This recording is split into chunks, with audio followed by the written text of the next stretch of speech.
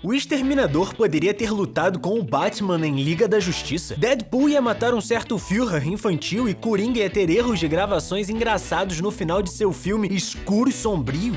É sério isso?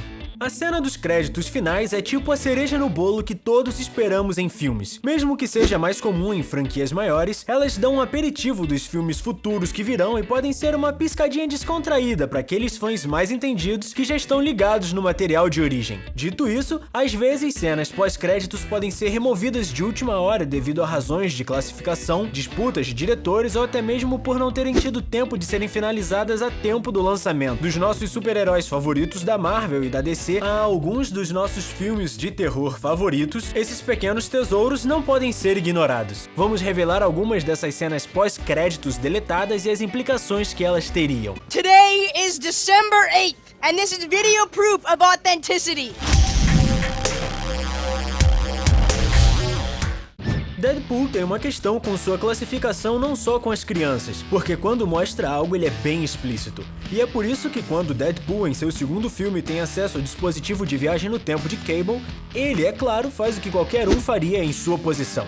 Salva sua namorada, remove X-Men Origins do cânone e, claro, mata uma versão infantil do líder genocida favorito de todos, Hitler.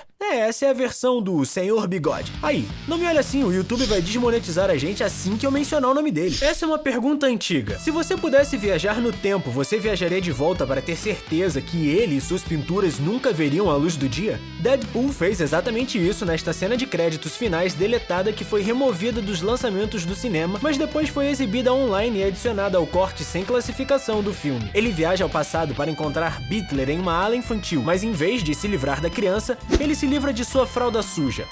Ele então menciona que mesmo que ele não tenha conseguido matar um bebê, ele faria seu amigo Cable voltar, já que ele ama matar crianças.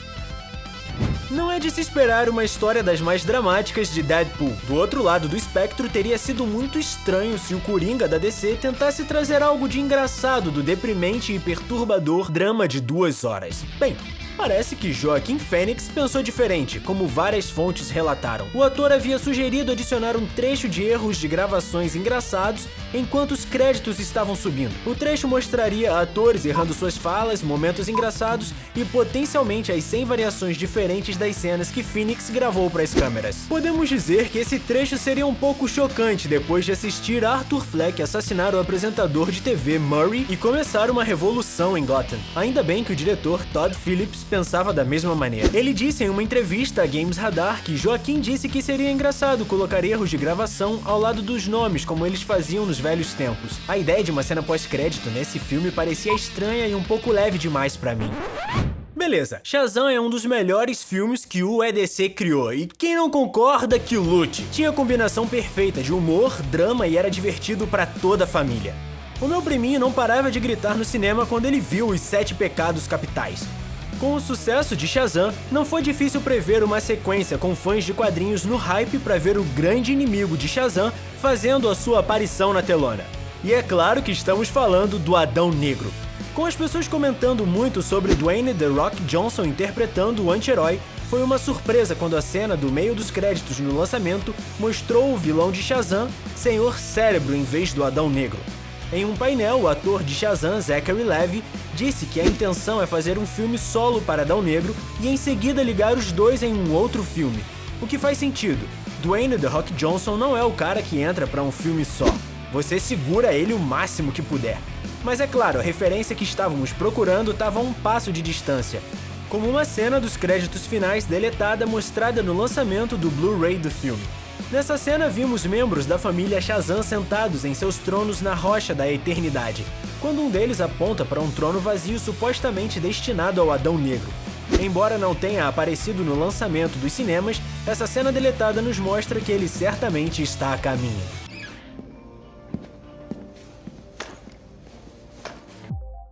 A tentativa da Sony de criar uma franquia maior de filmes do Homem-Aranha foi bastante óbvia com o final de O Espetacular Homem-Aranha 2. Além de vermos 2 vilões icônicos introduzidos no filme, o Duende Verde e Electro, no final do filme vimos que Harry Osborn tem acesso a várias tecnologias e máquinas que qualquer fã de quadrinhos reconheceria.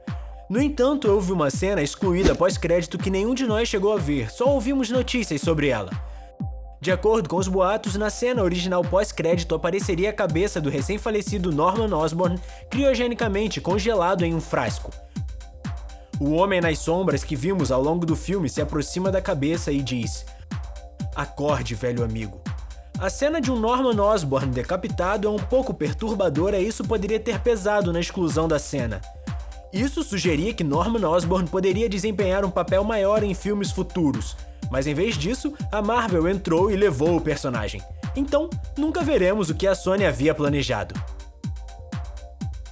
Quem mais aí tá empolgado para a versão da Liga da Justiça do diretor Snyder? Se tem uma coisa que vai ser interessante, vai ser ver o que Zack Snyder tinha em mente antes do estúdio ter de o substituir por Joss Whedon. Há muitas teorias por aí sobre o que estava faltando na Liga da Justiça que vimos e o que havia na Liga da Justiça que não mostraram. Houve indícios de que alguns membros do núcleo do Lanterna Verde fariam uma aparição na cena de créditos finais no corte de Snyder. Snyder também fez um post no Instagram dizendo que ele foi capaz de filmar todo o filme menos um momento que teria incluído o Caçador de Marte. Podemos dizer que provavelmente haverá algumas diferenças entre os dois lançamentos do filme, mas há um momento que poderemos ver que pode ter sido excluído, e sabemos disso graças ao ator que interpretou o Exterminador durante a cena final da Liga da Justiça. Ele tweetou sua emoção pela versão de Snyder. Como podemos ver, há alguns emojis no seu tweet que poderiam ser interpretados como seu personagem tendo uma luta com o Batman. Então temos lanternas verdes, mais do Exterminador e quem mais sabe o que vem dos pós-créditos. Cara, esse filme vai ser incrível.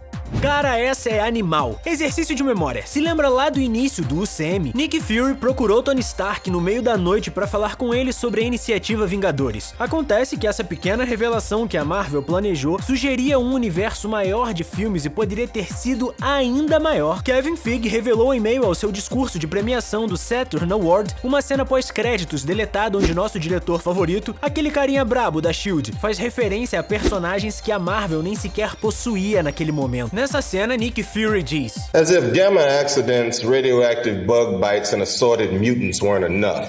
Já podemos supor que os acidentes gama estavam fazendo referência ao Hulk, já que a radiação gama é a mesma que deu ao monstrão verde a sua incrível força. Mas as mordidas de insetos radioativos e a referência de mutantes variados foi o enredo que fez os fãs gritarem "O quê?". Pra você saber, muito antes dos anos 2000, a Marvel pediu falência e em uma tentativa de se salvar, eles venderam um monte de direitos de filmes de seus personagens para empresas como Sony, Fox e uma miríade de outros estúdios. Por causa disso, a Marvel não tinha o direito de usar seus próprios personagens em seus próprios filmes. É muito claro a partir dessa referência dizer que a equipe que a UCM queria incluir eram os X-Men e o atirador de teia amigo da vizinhança.